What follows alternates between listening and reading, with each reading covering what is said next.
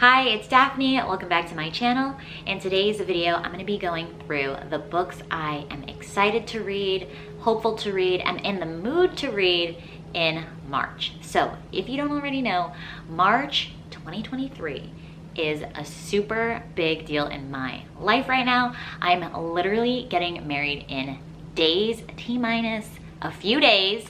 It's the end of February right now, so I'm pre-filming. I've done a couple pre-filmed videos already that I'm gonna schedule for you guys for when I'm in the chaos of getting married and when I'm off on my honeymoon and I don't plan on sitting down and having time to like film videos like this.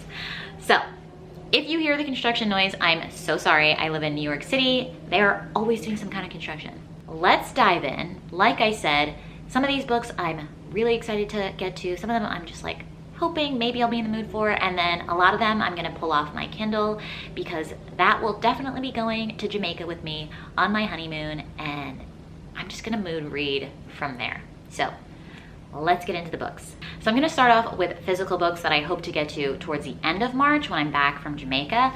And the first one is The Undertaking of Hart and Mercy. I wanted to get to this in February, but like I was freaking out wedding planning and wanted to prioritize Black authors, so I didn't end up getting to this. I don't know how well I did on my February TBR, honestly, but that will be for another video. So I want to read this because it's from the library and I have to return it at some point, and I've had it for a while. So I am excited to read it, but I don't want to risk necessarily taking it to Jamaica and then losing it and like, I'll probably wait until I come back. This is a fantasy romance, I believe, between a undertaker and a marshal in this kooky, charming world. From what I understand, they aren't like friends. They might be kind of enemy vibes, or they don't like each other in real life, but they end up writing letters to each other and falling in love that way, I believe, and they don't know they're writing to each other. So I'm intrigued to see if this is right up my alley. I think it's gonna be a little kooky and weird, but I just hope it is super charming and that I fall in love with it. The next book that I hope to read towards the end of March, because it's another physical copy and it's a hardback, so I don't know if I want to bring it to Jamaica, but it is Georgie All Along. I got this recently from Book of the Month, and I know Eliza also got this as well. Let me scooch over. So this is a story about Georgie. She has like a chaotic life in LA, and she, for some reason, returns to her hometown and is trying to do like kind of a bucket list kind of thing, like a friend-fic list she wrote to like change her life, guidebook, yada, yada, yada.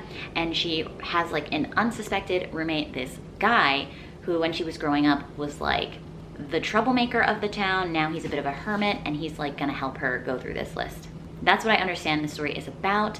Hopefully it's a fun time. It might not be a favorite, but sometimes with Book of the Month, they have a couple of romances that are hits, and maybe this will be one of them. Otherwise, it might just be a complete flop, because it's either a hit or a complete flop, in my opinion, when it comes to Book of the Month and their romance selections. I'm really hoping to buddy read this with Eliza. We'll see if we get around to it. It'll be fun to at least chat with her as we go through the story. And then I'm thinking of maybe bringing like a mass market paperback on my trip to Jamaica. So here are some of the contenders up here, all right? So the first one is a carryover from February, Deadly Rumors, Black author, Black love. I was supposed to read in February. I didn't prioritize, it didn't get done. This is on a self-destruct list. If I don't read in 2023, it's leaving my home unread, unfortunately. So maybe I'll bring this to Jamaica, but I just haven't been that compelled to read it, so the chances are pretty low. This is like a cop detective kind of story. It actually, I read like the first page or two and I was vibing with the writing style, so maybe it will be really surprising and I'll love it. That would be great. And then I have Dark Lover by J.R. Ward. This is like a vampire story, I believe. I believe this is an expansive vampire world that is been around the block for a while, and I'm so intrigued to give it a try, so maybe I will bring this as well. And then I have two new Beverly Jenkins books in my collection. So the first one is Jewel. This is a friends to lovers and a fake marriage kind of story, so I'm intrigued by this. Again, it is Black love. It should also be historical, I believe. Beverly Jenkins always writes in historical. I don't know. I don't know what the time period is, but I'm assuming it's historical, and the cover is just so beautiful. It's almost like a painting, and maybe I will bring this with me to Jamaica. And then the next mass market paperback that I might bring to Jamaica is Beverly Jenkins' other book, Nighthawk. This is a like bounty hunter and a woman on the run story and their romance. So this woman, Maggie, is on the run for a crime she didn't commit, and Ian is tasked with finding her. So another stunning man on a cover. So this is the other option I might bring to Jamaica. I haven't mentioned this one yet, but this is another physical copy that's on its way to me. I ordered it from Pango Books, and it is Rose Madder by Stephen King. I have literally never read a Stephen King. I don't read scary things. Maybe I'll read a thriller here and there, but like really, really rarely, and definitely not anything leaning horror. But this is our pick for my IRL book club here in my building. I'm so excited for it. It's my first time ordering off Pango Books as well. This is a story about a woman like escaping a toxic marriage.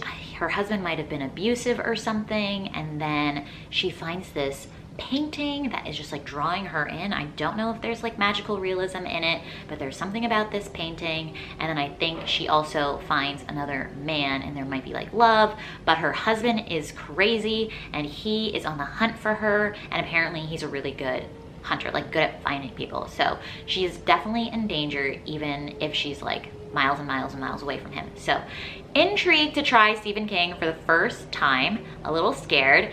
If the book gets here on time, I will definitely bring it with me to Jamaica. It's like standard paperback size, so it'll be big, and I think it's pretty thick too.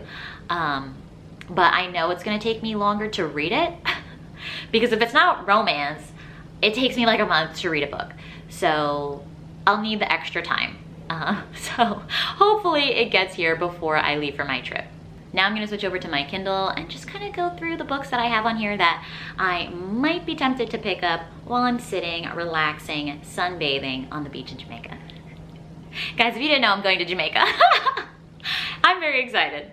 So I'm currently in the middle of Kennedy Ryan's Kingmaker book, and I know it's a duology. I'm gonna finish it in February, so I wanna pick up the next book in the series, The Rebel King, probably right away, because I know it ends in a cliffhanger.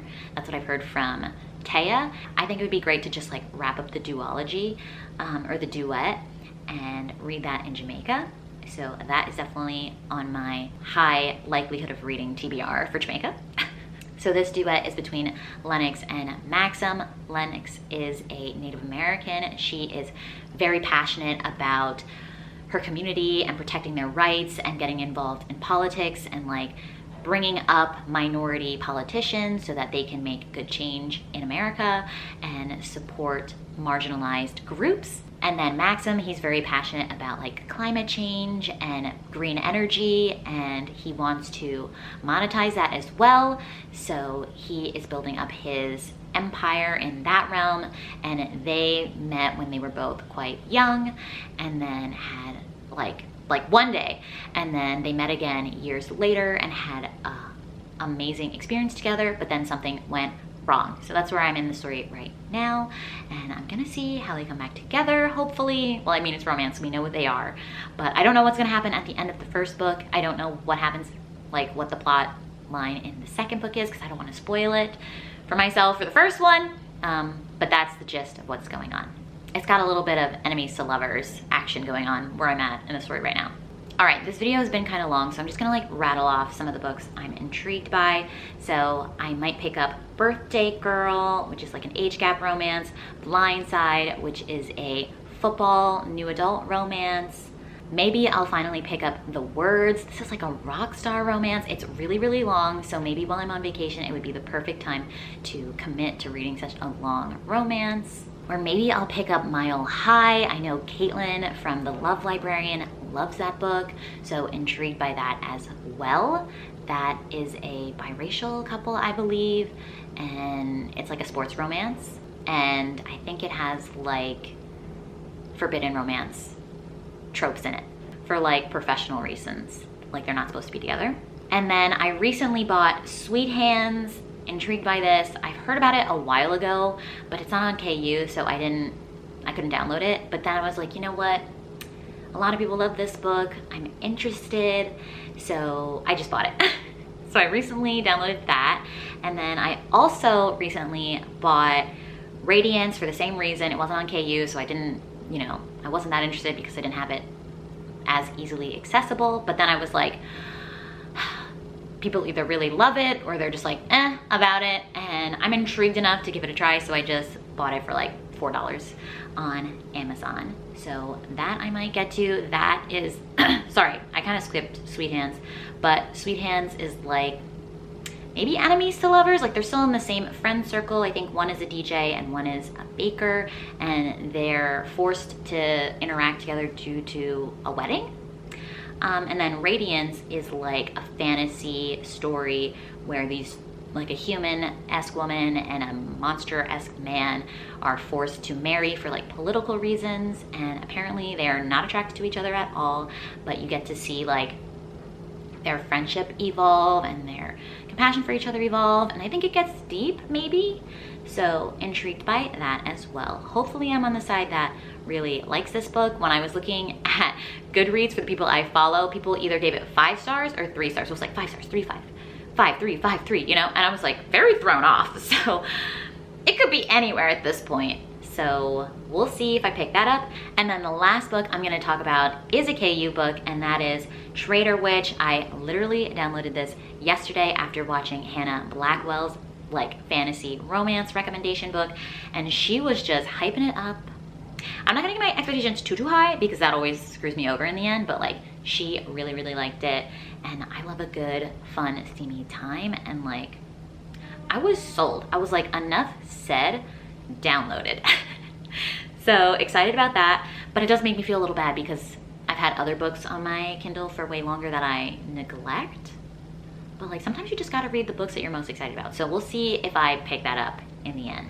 All right, so those are all the books that are on my radar for March that I'm intrigued by, that I'm excited about, that I'm hopeful to bring, that I'm trying to strategize for my trip.